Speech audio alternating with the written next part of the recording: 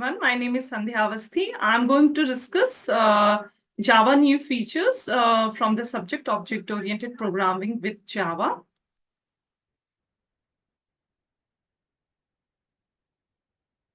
So in this lecture video, I'm going to discuss the topic method references, its use, and some example code.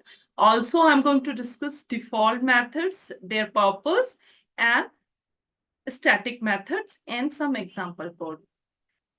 So what are method references? So method references are used in the context of functional interfaces or along with lambda expressions. So both the methods, lambda expression and method references, are two different ways of writing anonymous functions. Method reference is used to refer to any method of functional interface without creating the instance of that method. Each time when you are using lambda expression to just referring to a method, you can replace your lambda expression with method reference. So there are three types of method references. First one is reference to a static method, reference to an instant method, reference to a constructor. So what is an static method reference? It refers to a static method in a specific class. So its syntax is the class name, double colon operator, and static method. So whenever you are trying to directly refer to a method, so use of double colon operator is very important. Just for example, it's shown. So the syntax to use basically this is class name and static method, right? So here class name identifies the class and static method name identifies the method. So this example code shows that a public class method reference to is created and a static method thread status is defined here, having only one statement, which is printing that thread is running. And in this part, we are creating an object of thread class. And by just directly referring to this method interface to and using the method name thread status. So we can see here is that the direct use of thread status is there, this method name, and there is no concept of inheritance or extend keyword is used here. So how that is possible? That is possible using static reference. That means static method reference is being used here. And that's basically removes the need for extending the class, right? Otherwise, you have to extend the class and then only you can use the method. But here there is no need to do that. This class is defined, the class is defined here, and the method thread status that is included here.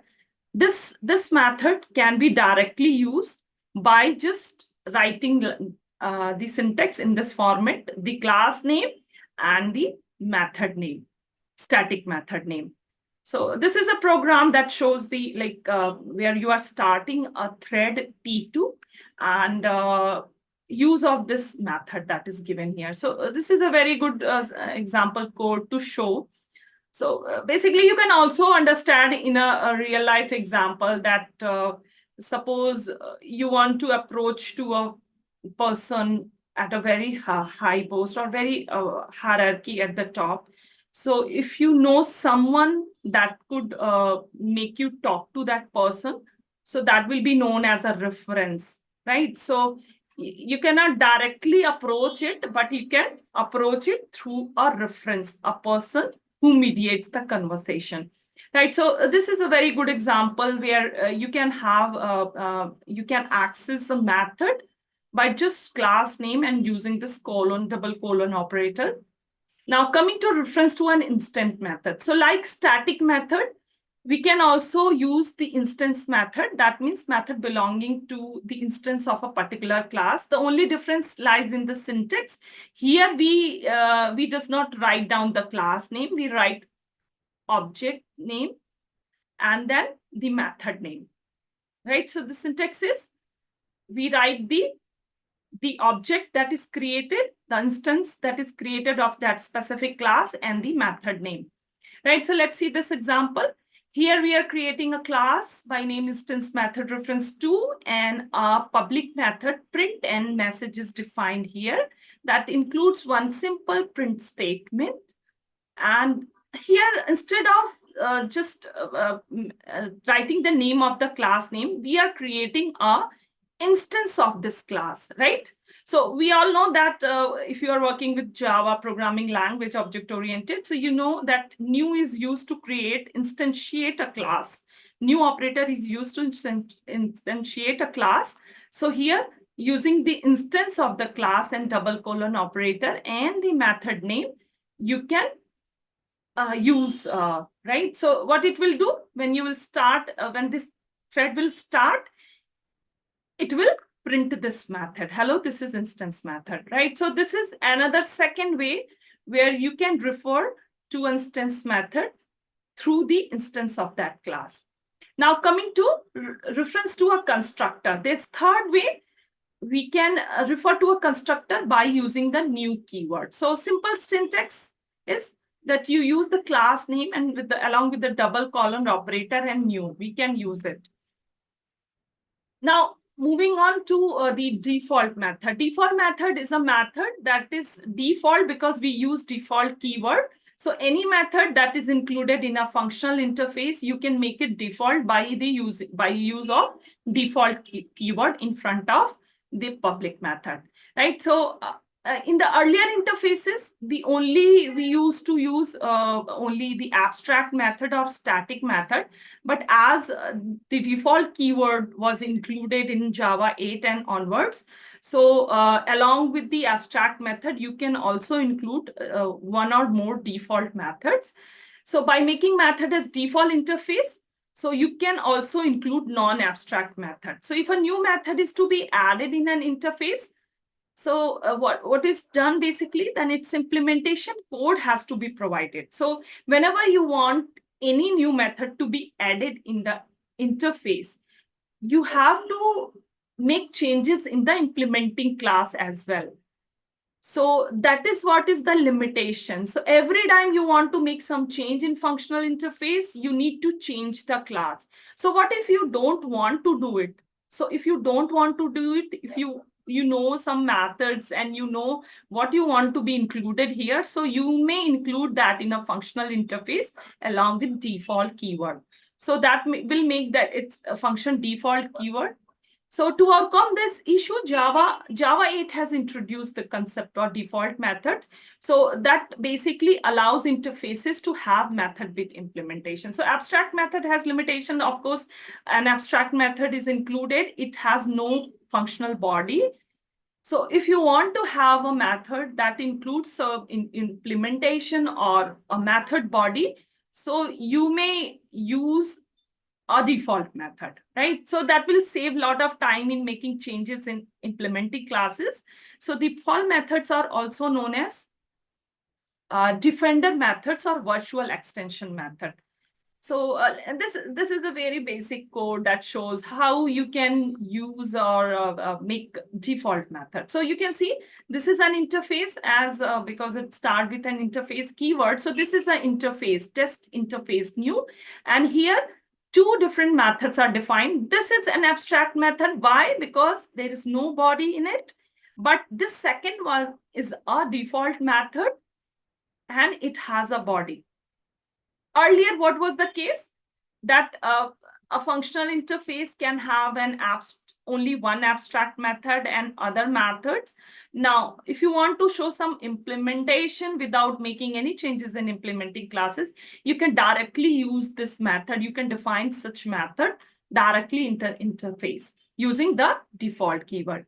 See the difference? Here, there is this default keyword with this method, show, and it prints a simple statement, default method executed. Now, the use is simple, same.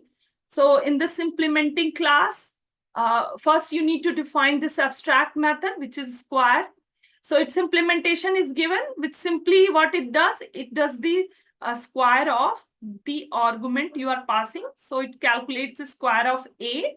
And now here we create an object of this implementing class default method demo, and it creates the instance.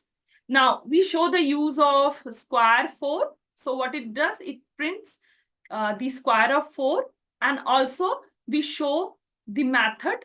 We use the method show, which is what? A default method. So you can see in this an implementing class, this method need to be defined because already defined here. So that is what is the need whenever you don't want to make changes again and again in the classes. So specific function that you want to be given as abstract, keep that as an abstract method. Remaining method, you may make it either static or make it either default method. Now, another category is static method. So in a static method, basically, we use the keyword static to make a method static, right? So the advantage with the static method is that you don't need to use the object to access the method of a class. So you can directly use the class name and the method defined in it to access the method. For example, here we create an interface vehicle, and one static method is defined here, get horsepower, which simply calculates the horsepower if you provide RPM and torque. So it returns the value of the horsepower. And by just using this name and this method name, we can directly access it. I'll show you the code. So I'll move to the next part where I'll just move the screen to. So if you want to implement Java programs, you may use Eclipse IDE. Eclipse IDE really a very powerful IDE where you can create your own project, and you can work with web applications. You can install different plugins. So I'm using it for like many of the programming that I'm doing in either teaching or in other projects that I'm doing.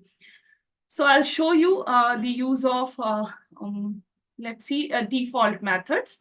So you may see this is a very basic program, the same program that I just discussed on my slide. So I have created an interface, test interface new, and one method, square, and which is an abstract method. You may see it because no body that is defined here, and another static method is also given, and one default method and one static method is also included. So default method simply print a statement, default method executed, whereas static method doubles the value that you are passing. So if you are passing the value x, so it calculates the double of x, that is 2 into x. Now, this main class, we can see that the very first thing that was done is to provide the functional body of this abstract method square. Right, so that is included. As very simple print statement is included that prints the square of a, that is a into a. And here we are creating an object of this class, default method demo. Right, so D is what? An occurrence or an instance of this class default method. Now, using this D, we can use a square. Square is what? An abstract method. So to use it, you need to use object of that class. So that's why D dot square is written. So you can see D dot square because to access abstract method or default method, we can do that with the object of the class, right? So D dot show, that is using this default method, and D dot square using the abstract method. But we can see to use the static method, no object is used, only class name. So the class name test interface new, right? So the class, this interface name that is used, and dot double me. So we are directly using the interface method by the name of this interface or class, right? So if you run it, so you can see the output. I'm just moving it a little bit so that you can see the output. Yeah, so you can see the first use of 16, what it is doing, calling the square method using the object of the class, that is D here. The next is using the default method show, that simply print the statement default method executed. And the third one is use of static methods. To use the static method, we don't need object. We can directly use the name of the interface or name of the class. So that you can see. So in Eclipse IDE, on the left, you see the various project, the directory, the structure of the project that you are working. This part is where your main editor window, where you can write your program. And on this part, you see the output. So that will be all in this lecture video. In my next lecture video, I'm going to discuss about string APIs and some more new features in Java. So that will be all. Thank you so much, everyone.